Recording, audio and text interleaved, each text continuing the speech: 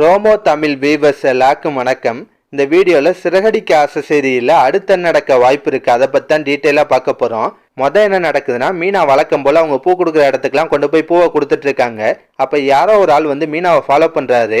ரொம்ப நேரமாக ஃபாலோ பண்ணவும் மீனாவுக்கு பயம் வருது. பக்கத்தில் தான் வித்யா வீடு இருக்கும். அதனால் தப்பிக்கிறதுக்காக மீனா அங்கே வராங்க.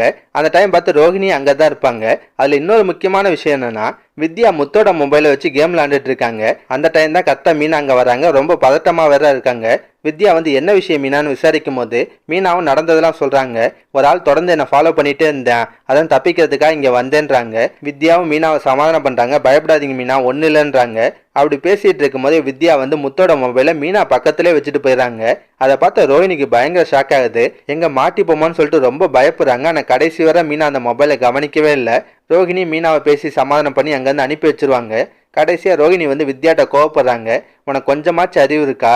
மொபைலை கொண்டு போய் அவள் பக்கத்துலேயே வைக்கிற. அவள் மட்டும் அதை பார்த்துருந்தா நம்ம நல்லா மாட்டியிருப்போம். அதுக்கப்புறம் முத்து நம்மளை சும்மா விட்டுருக்க மாட்டான்னு சொல்லி கோவப்படுறாங்க. வேலையை அந்த மொபைலை கொண்டு போய் கடலில் விட்டுறின்றாங்க. வித்யாவும் அதை செய்கிறதுக்காக கிளம்புவாங்க. போகிற வழியில் வித்யாவோட செருப்பு வந்து போகுது. அதை தைக்க போகிறாங்க. அதுவும் யார் கடையிலன்னா, முத்துக்கு மீனாக்குன்னு தெரிஞ்ச ஒரு பாட்டி தாத்தா இருக்காங்கல்ல, அவங்க கடையில் தான் கொண்டு போய் தைக்கிறாங்க. கிளம்பும் போது என்ன பண்ணுறாங்க, முத்தோட மொபைலை தெரியாமல் கீழே போட்டு போயிடறாங்க. அந்த பாட்டி அந்த மொபைலை எடுத்து வச்சிருப்பாங்க. திரும்ப வந்து கேட்டால் கொடுக்கலான்னு வச்சிருக்காங்க. கொஞ்ச நேரத்தில் முத்து யதார்த்தமாக அந்த பக்கம் வரலாம். பாட்டி கையில் அவரோட மொபைல் இருக்கிறத பார்த்து முத்துக்கே ஆச்சரியமாக தான் இருக்கும். இது என்னோட மொபைல் ஆச்சு, இது எப்படி உங்கள்கிட்ட வந்துச்சுன்னு கேட்பாரு.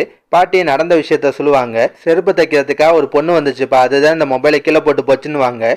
முத்து அவர் மொபைலை வாங்கி பார்ப்பாரு. அதில் வித்யா ஏதாவது கிறுக்கு வேலை பார்த்து வச்சிருக்கலாம்.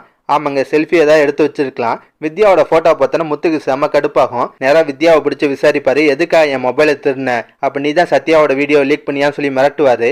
வித்யாவும் பயத்தில் உண்மையை ஒத்துப்பாங்க. ஆமாம், நானும் ரோஹிணி பிளான் பண்ணி தான் இது எல்லாத்தையுமே பண்ணணுவாங்க.